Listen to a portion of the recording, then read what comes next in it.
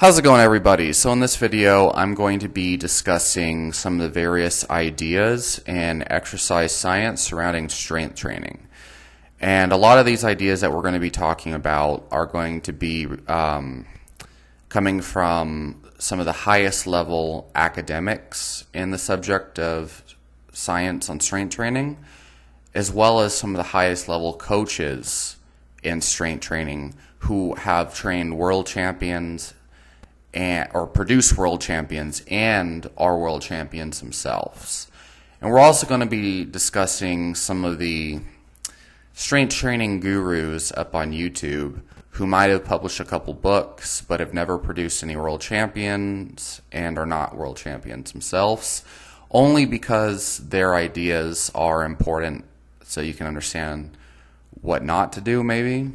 So when you're running yourself into the ground and you're experiencing, symptoms of overreaching for weeks and weeks, and you feel like crap, and maybe you start to plateau on your lifts, maybe you'll know why. So this is a dynamic discussion, so I guarantee you, if you bear with me and you have some patience and listen to a lot of my points, especially if you are new to all of this, you're new to the different competing theories of periodization and progression in strength training, and the different ideas like variation versus not variation, right? Periodization versus 5 year round.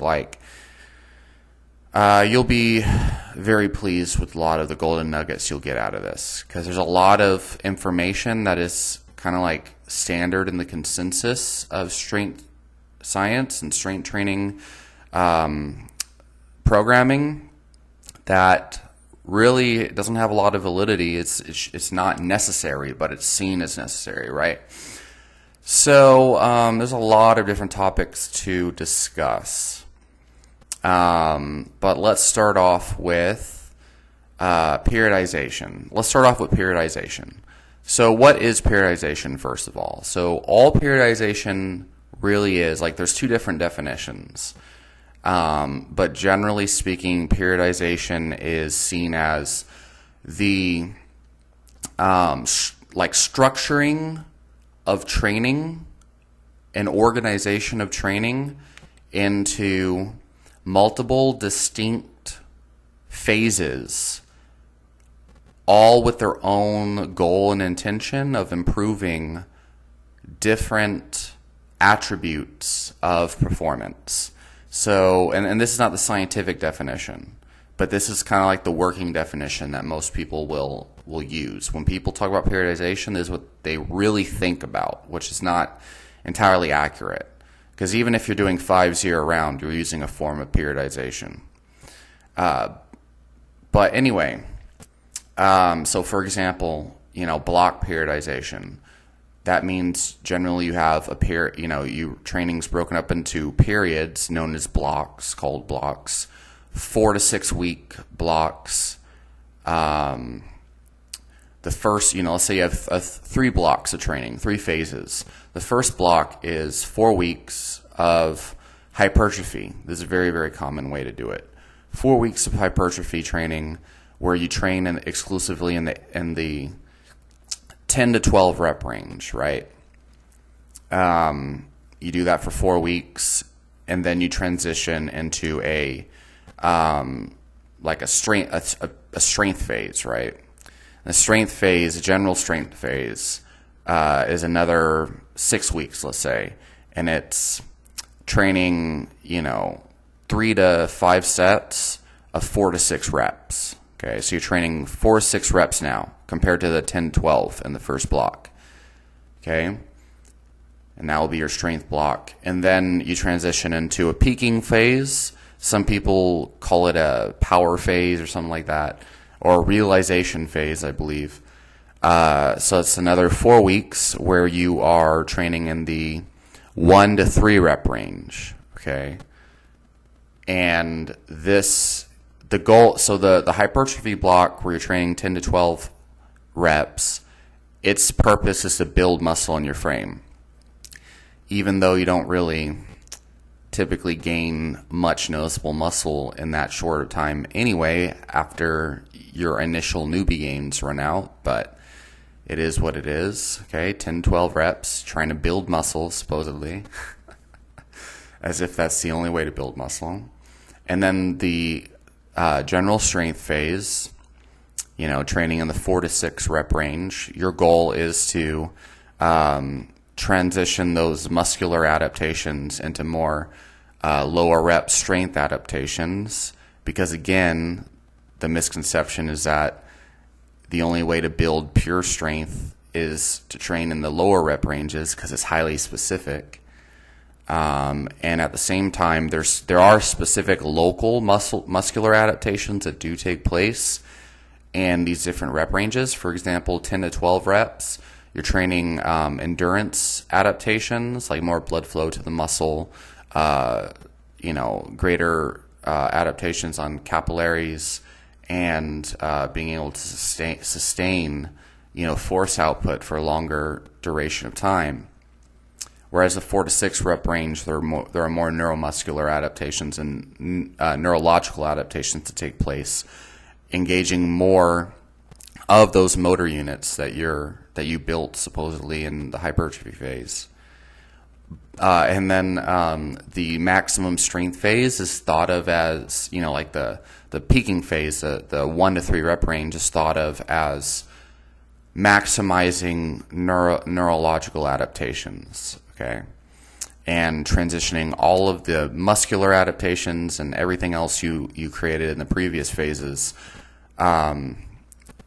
transitioning all those into just like the most weight you can lift for 1 rep. Usually peaking for a powerlifting competition is generally the intention behind that. So let's talk about some of the flaws in this, okay, if you want to call them flaws. So first of all, it works. This is how the vast majority of powerlifters have trained up until 2014, 2015. They started to transition more towards just training, hypertrophy and strength year-round in a concurrent periodization model, which I'll talk about later, because they realize you don't actually need to periodize at all. There's no real reason for it, but it works though.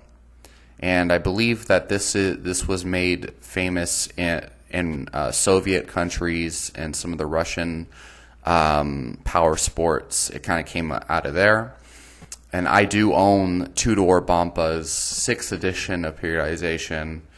I own quite a few of the prominent textbooks talking about periodization in this way.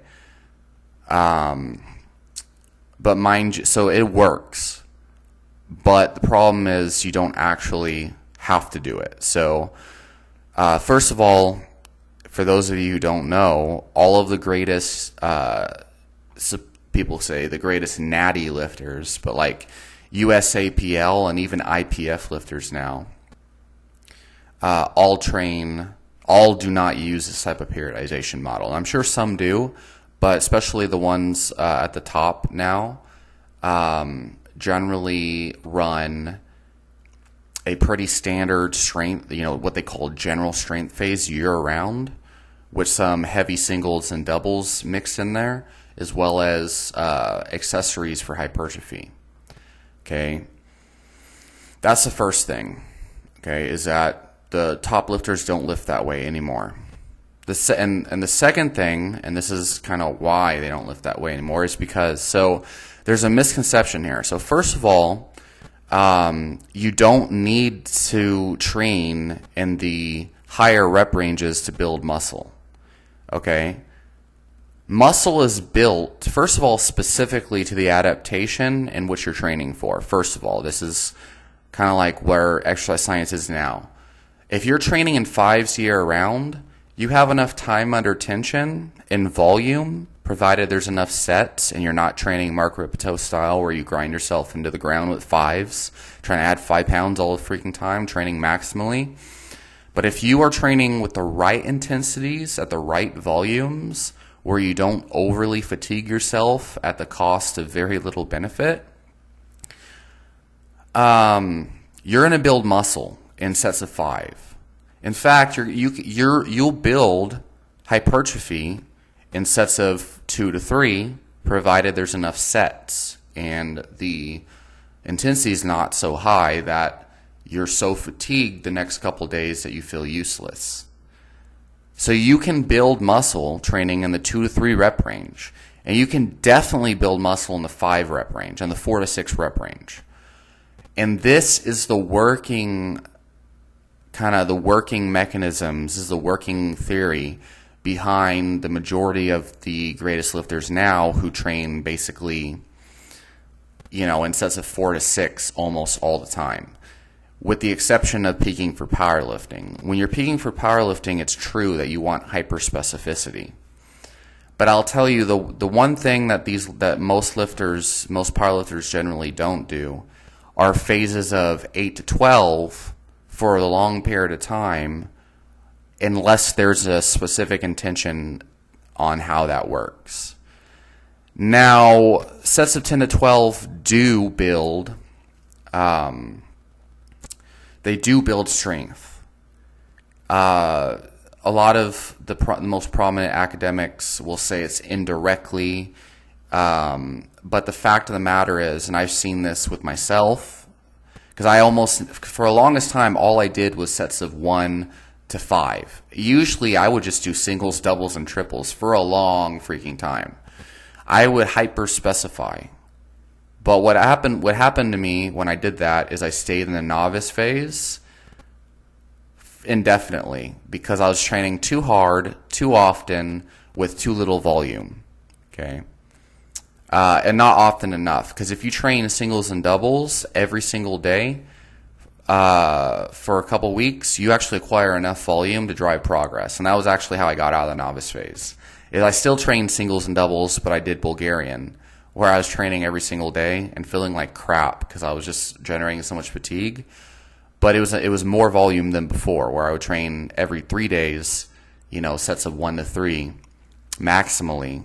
It was only a couple reps. It wasn't enough to drive progress. So you do need enough volume. And volume, in its most scientific term, is just reps times sets. Okay? So reps times sets times weight is not volume. That's actually tonnage. Big difference. Anyway, so you can train sets of 5 year-round and drive progress. You can get stronger training sets of 8 to 12. Okay. There's people, and I mean, really, and it's funny to me, like you'll get stronger if you train, for a period of time in the 1 to 5 rep range, if we're talking max in strength, because it's a fact that if you train in sets of 5 year-round, your ability to produce 20 rep maxes, for example, is not going to be there. Training in sets of 5 will improve your strength in the sets of 20. It will. Most people don't really care about 20 rep max strength, but you'll have way better performance in that 20 rep range if you train in sets of 20, obviously. And the same thing goes for sets of 1 to 5. If all you do is train in sets of 1 to 5, your ability to do sets of 1 to 5, your strength in that rep range will increase way better than if you were training in sets of 12, for example. So all I'm getting at here is specificity does matter, but as long as you're training consistently, relatively heavy for that rep range, and you're progressing in that rep range, you'll get stronger just overall and generally. But there are local adaptations that take place when you train in sets of 1 to 5 that don't take place when you train in sets of 12 to 20. And the opposite is also true. When you train in sets of 12 to 20, there are endurance and oxygen uptake adaptations that will take place that allow you to be better at sets of 12 to 20, and these adaptations don't take place at sets of 1 to 10. Okay, so that's very important. But anyway, So let's see here. So in exercise science, there's been this dogma that you need to do block periodization or some form of periodization, or else your training is not going to be effective. It's, you need a real program, brah, type of you need a real program, brah, type of thing. And if you don't do periodization, then you're wasting your time because it's not, real training, blah, blah, blah. And that kind of came out of, that kind of thinking was really prominent before the internet came about, because the only resources people had that were kind of like seen as legit, meaning scientific and proper, and came out of actual athletes, and it was used with athletes. And this information was the only information that was different, that made you different. Like if you were followed periodization model, you were directly a serious lifter compared to everybody else at the gym that was just winging it and doing machines and whatever they want to do that day. So it made people kind of reinforce this idea that this is the way to go. Then, of course, the internet came about, and the book Super Training, by the way, which is a lot of people believe the book Super Training is either the greatest book of all time that you must read, or else completely useless and not applicable to actual practical reality, depending on how you look at it. But that book popularized, or it talked about the idea of RPE, rate of perceived exertion. And then, of course, in the internet training communities, you had a lot of people who followed these block periodization models and yada yada. Then, of course, you had Jim Wendler's 531, which has a lot of different variations, and there's a lot of people who are selling programs that talk shit about 531 and say there's not enough volume and the right intensities and this and that, when in reality there's variations of 531 that are like updated versions. People say, well, that's not 531, blah, blah, blah. Shut the fuck up. Like Jim Wendler updated his program multiple times to accommodate for a lot of the criticisms, and if you use it in this most effective form, it's a great way to train. But it's just a template. It was not really intended for powerlifting, but can be used for powerlifting. Anyway, it is a very good program for athletes, though, if you know how to adapt it. But there are better ways to train. Mostly like Rpe, concurrent training with the Rpe system. So undulating periodization, concurrent training concurrently alongside a auto-regulation using Rpe. An experienced coach, preferably, to help you gauge Rpe and progress. Anyway, so Rpe came around with Mike Tuchscherer, and he was a world champion powerlifter, and he trained world-class athletes, and he is now Rpe is a standard use, and he came out like in 2008, 2009 on the internet talking about how, how you feel is not a lie, and you should use Rpe to gauge your training every day to produce effective training effects is more frequently versus the previous idea where you need to just be adding weight and adding sets and adding reps as much as possible over time, and then just change to rep range, where people need a deload week and they feel exhausted and they're like, fuck, this percentage-based programming that we're doing. Some people, like most people, felt like, it produced good results, but at the expense of all of these other problems that come about, because people are following kind of like percentages on paper, like numbers that they have to hit at a session, versus Rpe, where you have a goal in mind, you want to hit a certain number or percentage, but you use Rpe for that day to prevent overly fatiguing yourself or injuring yourself or something if you're having a bad day and you just don't feel like you're up to hitting that number, which is very, very common.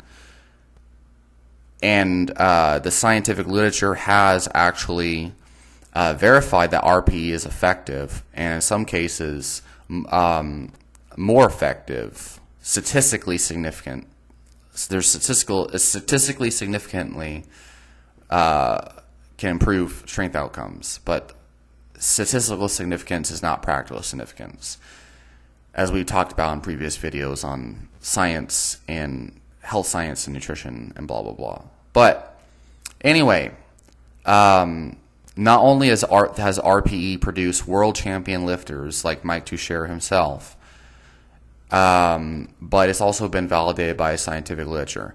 And that is actually how pretty much all of the greatest lifters in the USAPL and IPF train now. And I actually know some locally who have world records at low weight classes. One of them competes under 160 pound body weight, and he has like an 800 pound deadlift and like over 2,000 pound total, which is just insane.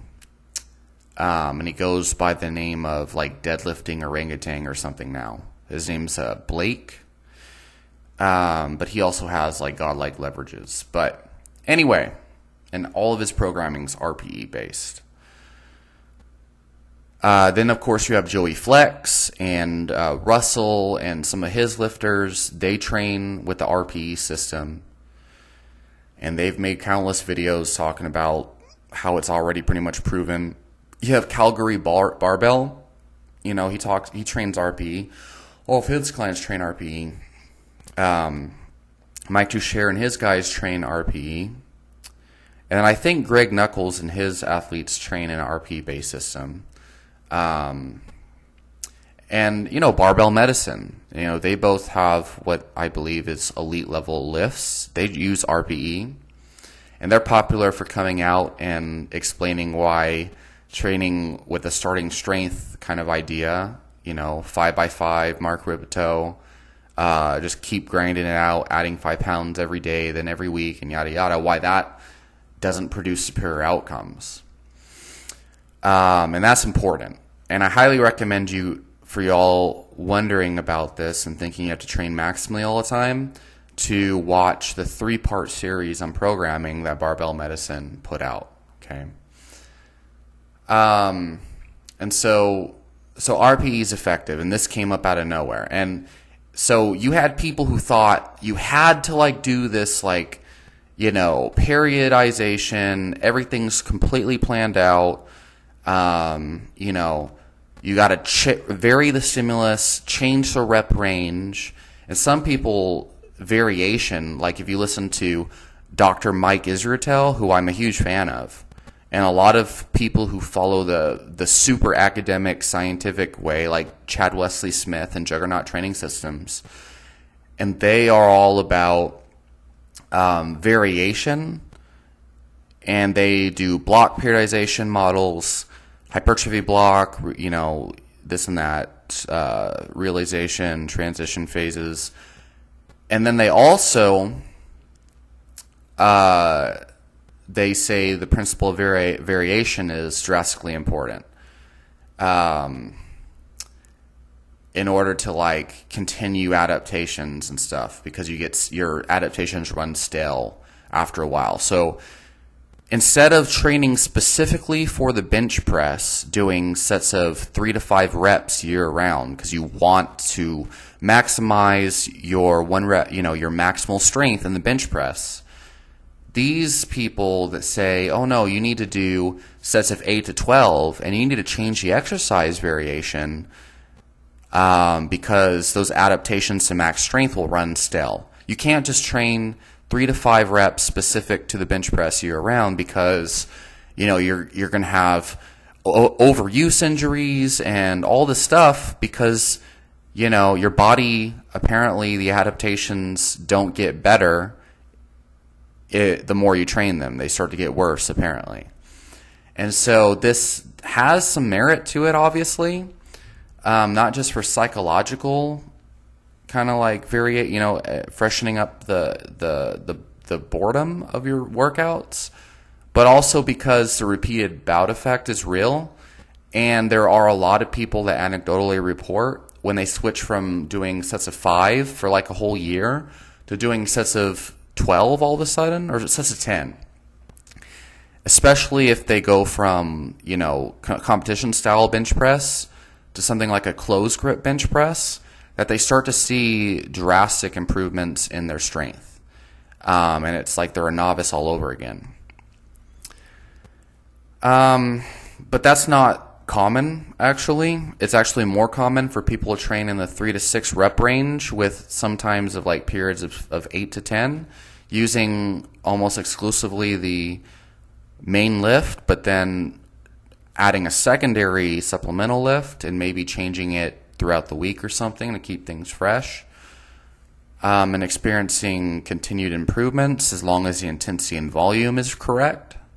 So it's not necessary, but it might help and improve things. But a lot of these people, they're like, you have to change the variation, you have to chain in different phases and blah, blah, blah.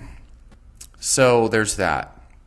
Then you have people like Mark Rpe, who popularized this idea, like, starting strength linear progression. 3 sets of 5 back squat every session, and then you are rotating overhead barbell press with standard bench press every other workout. And then the deadlift changes depending on your level of progression.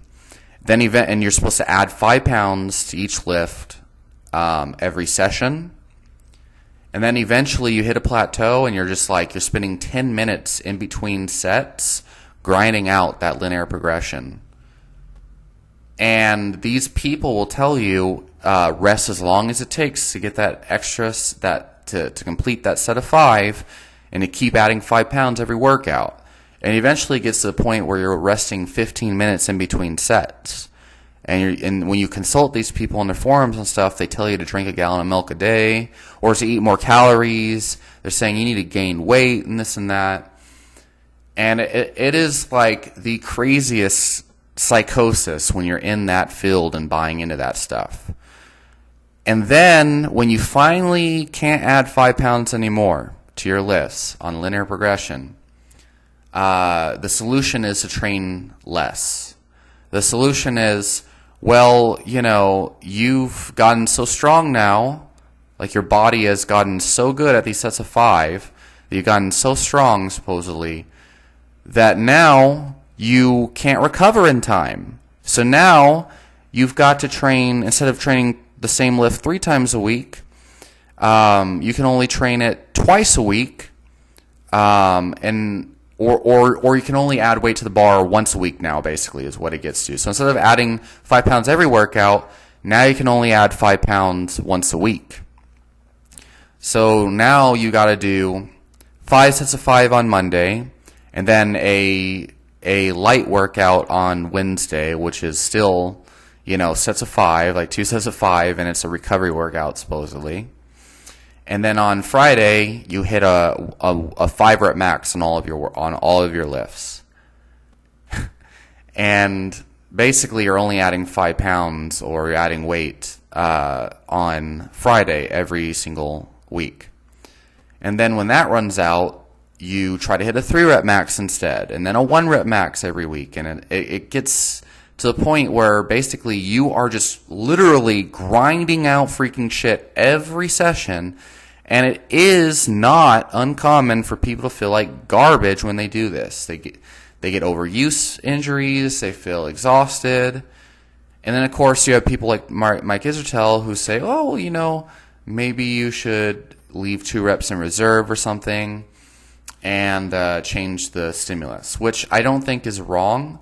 But I think the real thing here is it's okay to train 3 times a week, but just you need to do more volume with less intensity. But anyway, that is another idea, and that is probably the worst. But a lot of the block periodization models have you training in a similar fashion, but because you're changing the rep range and you're allowing deload weeks and stuff like that, and you're using percentages, at first it doesn't feel that way, but as you accumulate the fatigue over the weeks in block periodization, you do start to hit kind of like a similar grindiness.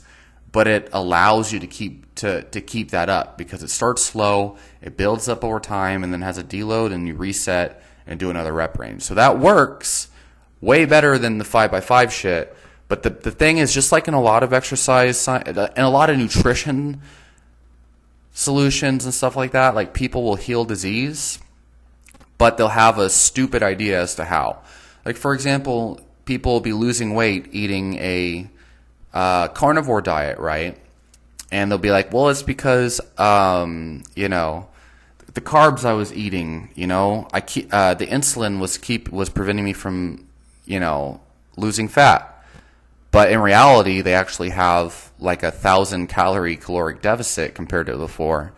And that's actually been proven to induce fat loss versus the insulin model, which I followed carnivore, you know, for on and off for a couple years. But all I'm saying is, like, it's like something can work, but the mechanisms as to how it works might be kind of like an illusion, right?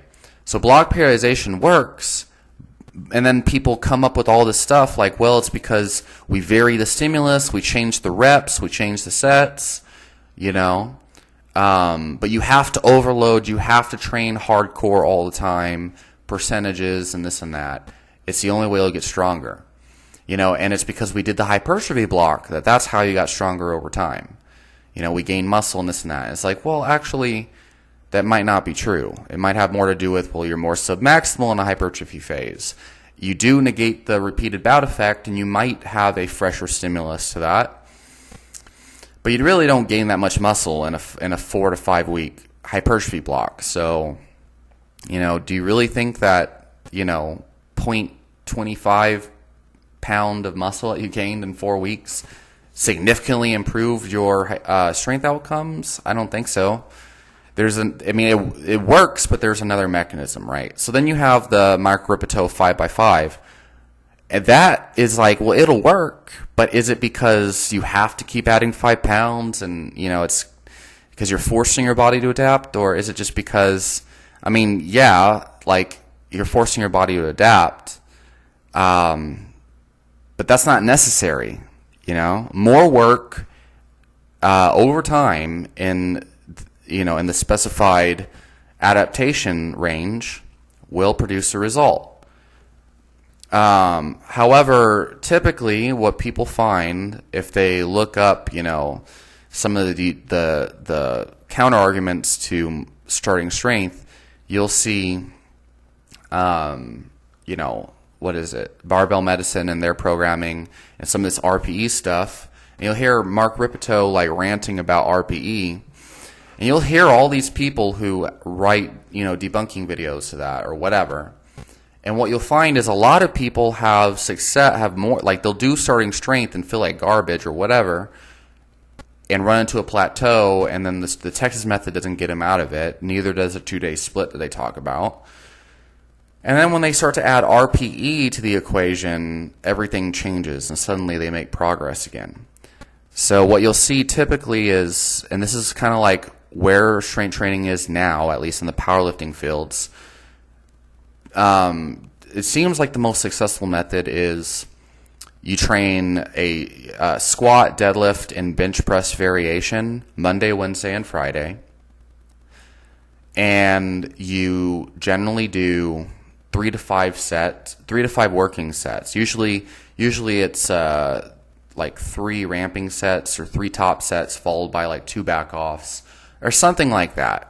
But it's generally about 5 sets in that working intensity range. Usually 1 top set actually, and then 4 back offs or something like that.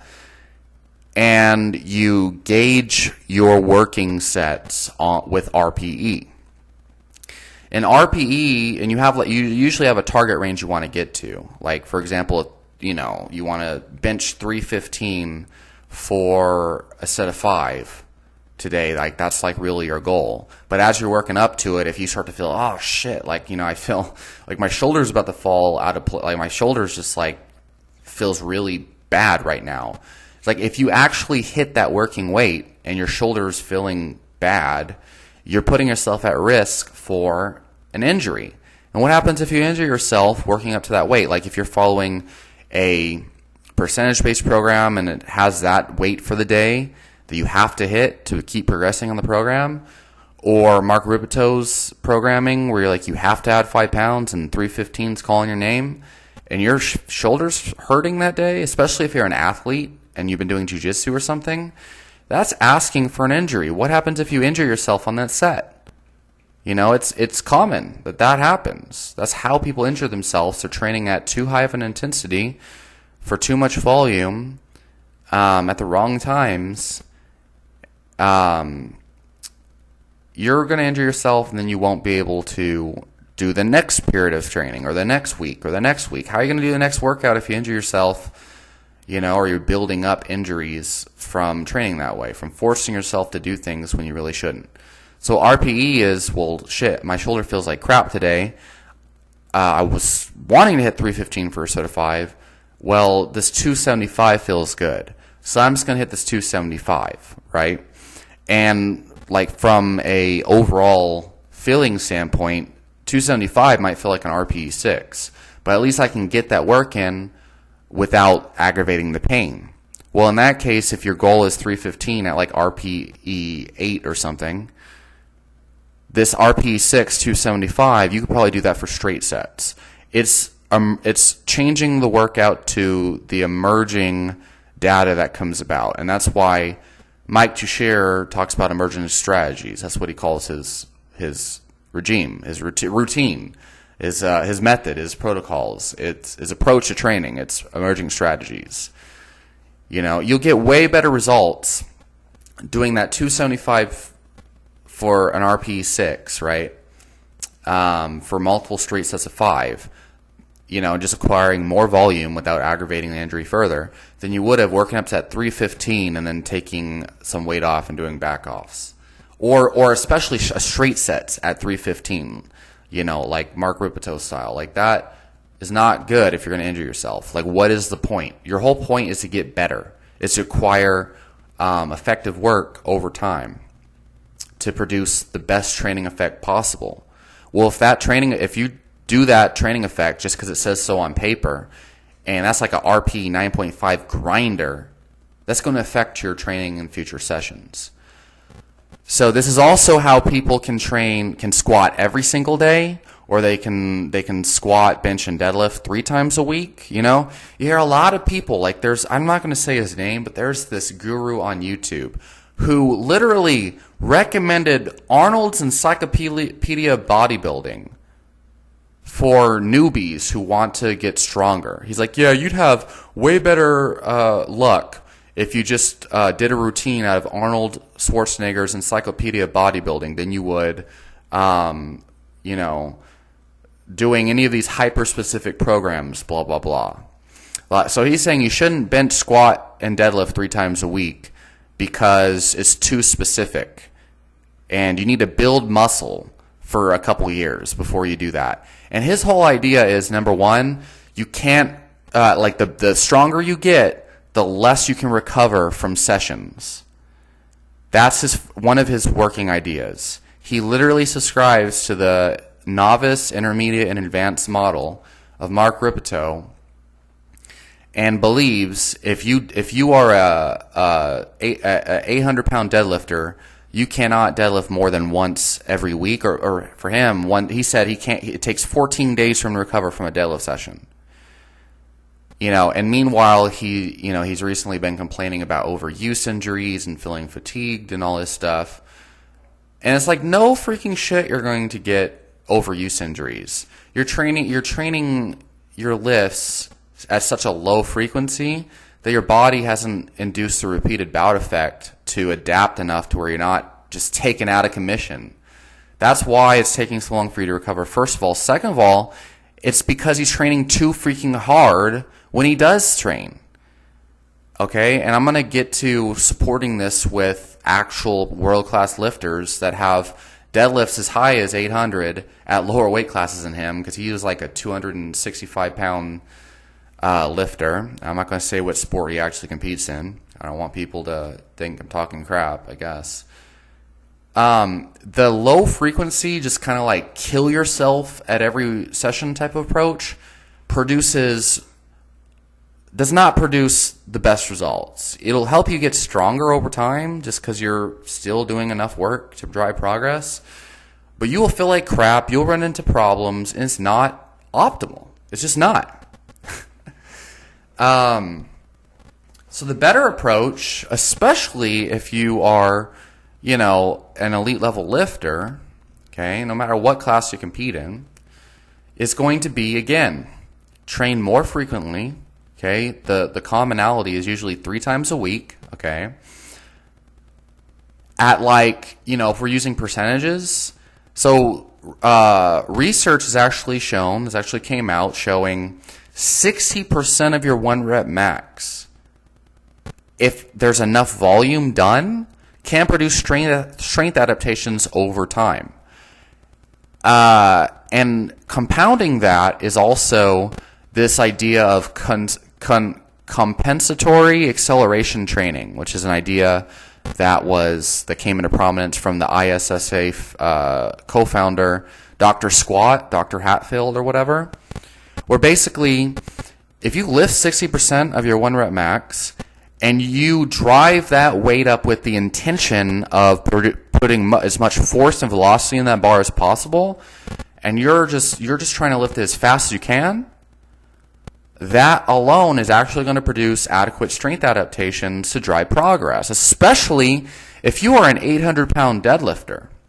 Just deadlifting, around 500 pounds with enough volume can drive progress over time. If you're consistent, you train frequently enough, and you try to drive that bar as fast as you can. So a lot of people will hear me say this, and they'll freak out and say, no, there's no way in hell that this happens, blah, blah, blah.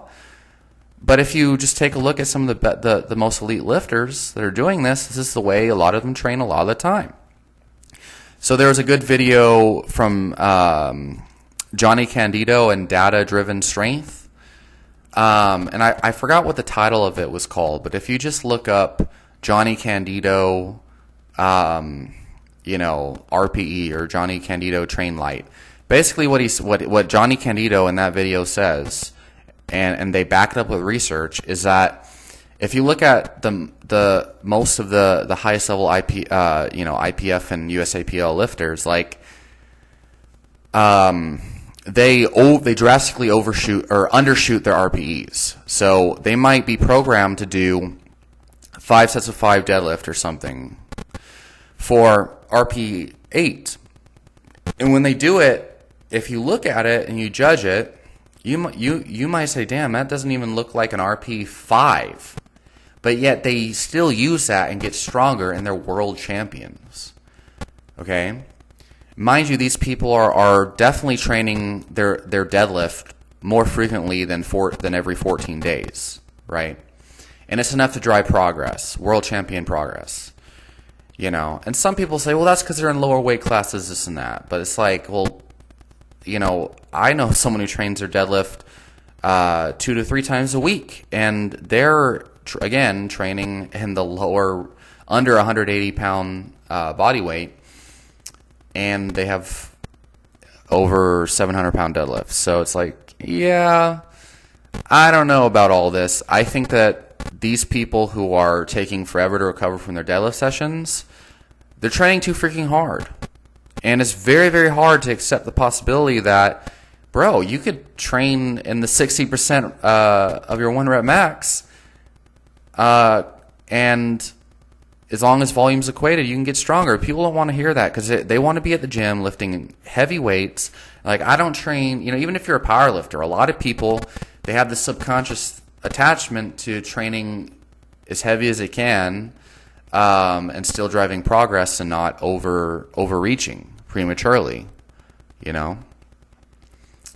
So, or also just no, the whole purpose of training is to overload, and progressive overload is the only way you can do it.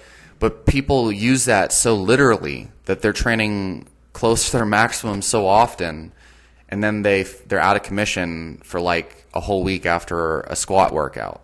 And that's just not the way you need to be training. So anyway, this is kind of where the communities come to. and it is supported by evidence. But remember, when we're talking about dynamic systems, we're talking about soft sciences like health, nutrition, and exercise, sports, and whatnot. We're dealing with human beings. Like, it's not like exercise science or just science in general. It's very hard to bring a high magnitude of effect in studies with so many dynamic factors and dynamic organisms, right? But this has been verified over and over again. Higher frequency training generally produces better results and then there's another guy, Max Venna. I think his deadlift is 700 to 800 pounds, and his squat's like 700 something. His bench is over 400. And he talks about how he did Bulgarian, but he calls it Bulgarian. He has a whole video about where he talks about trying all these different programs. And then eventually what worked for him was just doing Bulgarian training on his squat, bench, and deadlift. And he's now doing like lifting elite level numbers. And he still to this day says higher frequency training is the way to go. That's how he got there. And to me, I think you just got to be pretty out of the loop to think training maximally with low frequencies is the best way to train. That's just not true. You're going to be more sore. You're going to have more injuries, and you're probably not going to drive progress as fast. So sub-maximal training at higher volumes, 3 times a week or more, some training 4 to 5 times a week even, or more. That seems to be the way to do it. So and if you need more examples, please post in the comments that you disagree with me, I'm full of crap, whatever, and I'll send you some examples, okay?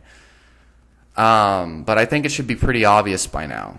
But it's not, because you have these gurus who are saying, oh, no, like, the stronger you get, the longer it takes to recover.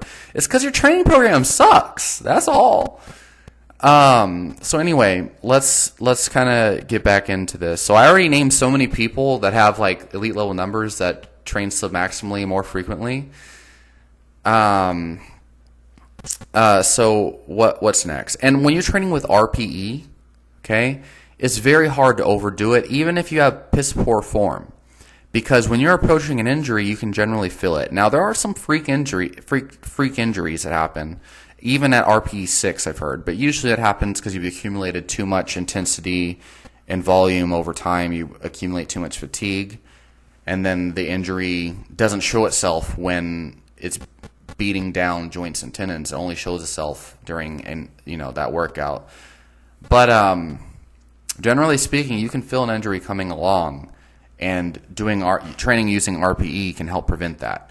And a lot of the people who really nail down Rpe and this submaximal training the best, that are elite level lifters, say that it's so effective at managing fatigue that they never take a deload, and they never feel out of commission. They're like, they don't feel so sore they can't walk. They don't feel so tired that they can't, do the sports or something the next day, because Rpe accommodates for all of that. You don't need to deload. You don't need to feel like crap. The fatigue is managed. So what's next on this equation? So let's talk about Bulgarian, okay? So you have these people that say you need to be hyper, you can't be hyper specific. You gotta freaking give your body at least 48 hours to recover. You're gonna overtrain, some people say. You can't just freaking squat every single day, especially not to a max. The Bulgarian weightlifting team are on steroids and blah, blah, blah. And if you're not training under the watchful eye of Abijayov, Coach Abijayov, then you're not actually training Bulgarian. You gotta train 8 hours a day, but whatever, shut up. Whatever. But they're like, yeah, if you do Bulgarian, especially if you train to a max every day, you're only going to regress, okay, because you don't allow super compensation, okay? Super compensation is not how shit works. That's it. That's old shit. There's fitness versus fatigue. And Fitness is adaptation. Fatigue is recovery, you could say. They happen at the same time, okay? So you can be sore and fatigued from a workout and still produce adaptations from training. Adaptations happen at the same time as recovery. You're always recovering. Your body's always trying to bring itself back in homeostasis. This is scientifically proven in the field of medicine, okay? Adaptation is also always taking place, okay? You don't need to give yourself, any arbitrary amount of time to recover before an adaptation can take place. That is false. That has been disproven by everything I've said so far. And the only reason people think that that's the case is because they're coming from block periodization, where they see a substantial increase in their training close enough to their maximum, where they're so freaking fatigued by the end of a block that they need a deload, and then after the deload, they see a huge increase in performance and this and that, and they think it's because the body overcompensated for the stress, but that's not true. The reason they felt like garbage and performance went down is because they're so freaking fatigued that fatigue masks the performance. But the adaptation's there. You're getting fitness adaptations before you recover. That's just how it works. And so Bulgarian training, you could see a lot of different high-level lifters who have done Bulgarian. Greg Knuckles, what is his name? Isov, whatever his name is. Omar Isov. Some people out of their gym. Alex and Carrie. And there's a lot of others too. I did Bulgarian training, and that's actually got me out of the novice phase. I went from doing doubles and singles every couple days to doing doubles and singles to a max every day. And every time I've done Bulgarian, I add 30 to 50 pounds onto my lift in a matter of 2 weeks, which is insane. In that, I've done that on squat. I added 50 pounds on my squat in 2 weeks doing Bulgarian, and I maintained that adaptation, but not the last 15 pounds of that. I maintained a 30-pound increase in my squat by doing Bulgarian for 2 weeks. And then on my bench press, I think I had originally, a couple years ago, I went from a 225-pound bench press up to like a 265-pound pause bench. And then I did Bulgarian again and got it up to 275 pounds for a pause bench at like Rpe 7. And that was in a matter of 2 weeks. So that's a lot of weight to put on something like a bench press by doing Bulgarian, just training to a max every day for 2 weeks. But mainstream recommendations say that you can't freaking do that. You need variation. You're going to overtrain. You're going to see regression in your strength. That doesn't happen. I guarantee you people on Mark Ripeto's programs would have plateaued a long time ago if that was the case, but it's not. Even the Texas method, because you're always overreached. But there is a better way of running Bulgarian. Most people who experience the best gains on Bulgarian training, there's another guy, Brandon something, who has like elite level numbers. You cannot train maximally all the time, because after a few weeks you will experience overuse injuries and stuff.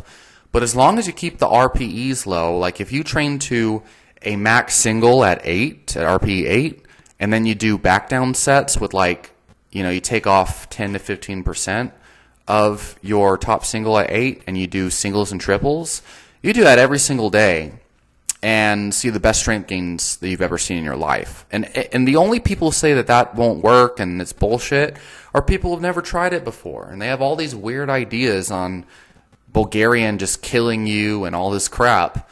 It's like if you train responsibly and you do it to a proper RPE, then you'll be fine. But the problem is people think you have to train maximally and produce and force an overload, or else it's a wasted training session.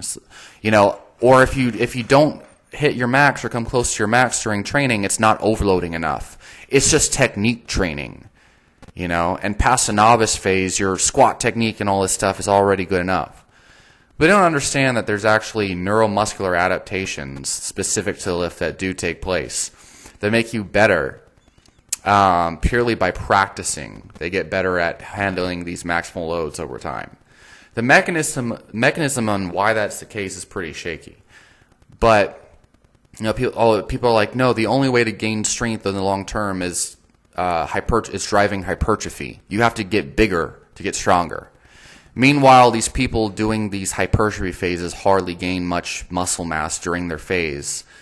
It's like, and we have people training year round with doubles, triples, sets of 5 without ever doing dedicated hypertrophy work, and making progress up into elite numbers. So, yeah, not to mention you do actually produce hypertrophy from sets of 3. And then of course the argument is, well, but it's so much fatigue compared to if you were to just do sets of 10 to 12. It's like, well, yeah, that's why you use Rpe, and you don't train so heavy that you can't recover from it. So with all of this being said, there are so many different ways to train and so many different theories. Some of them compete, some of them do not. They all can produce strength adaptations, but managing fatigue and some manage fatigue better, some produce adaptations faster. I think if you listen to all of this and you understand all of this, what you'll come to realize is, well, what is going to give me the results that I want in the amount of time that I want, while at the same time managing fatigue enough to not offset some of my other goals. So like if you're only right now your only goal is to like get as strong as you possibly can in the least amount of time, you probably want to do a high frequency program, maybe ease your way into it. Start with 3 times a week, training at like Rpe 6, and then keep adding days maybe, or actually maybe train Rpe 8. Maybe train it to a single at Rpe 9, maybe a 1 rep max, and then 3 times a week on each lift, and then back it down, do back offsets sub-maximally to acquire volume. As long as that top single is not, so hardcore that you are running into injuries and stuff, over time you'll probably see PRs like you've never seen before. But you have to acquire enough volume with your back off work to drive those, to keep driving those adaptations, keep getting your body to change. And that 1 rep max or whatever it is, that top set can't be so fatiguing that you don't recover in time for the next session. So, but there's many ways to train, If you have a sport like jiu-jitsu that you have to do, it's probably better to train submaximally most of the week, 3 times a week, train squat, bench, deadlift variations, maybe do Zercher variations or something more closer to jiu-jitsu, and do submaximal volume with like 1 top set at like an Rpe 8, and train in the 3 to 5 rep range, maybe with a couple sets of 12 to 20 just for those local muscular endurance adaptations. And as long as you can recover from and it doesn't impede your jiu-jitsu training, you'll get stronger over time. You won't injure yourself from the barbell training, and you'll be able to recover. So, but doing block periodization, in my opinion, the only, I'm going to have to make another video about concurrent training, because concurrent training is, another ball game to get into. Like, I just don't see the point in doing block periodization when you have so many people who use concurrent training to the highest, levels. Doesn't make any sense. Why the fuck am I going to spend, unless you have a lot of adaptations, like you need aerobic base and this and that for a sport. But you can train your aerobic base, you can train, sets of 10 to 20. You can get all those adaptations with concurrent. So I don't know about block periodization. I think the adaptations probably, you have a detraining effect going from different blocks. But I'm going to leave it at that because I'm running out of time. Post your question and comments down below. All of this stuff works, but it's just like, well, which one's going to work best for your own situation, right? And there's some that obviously clearly work way better than others. So leave your question and comments down below, and I'll talk to you all next time.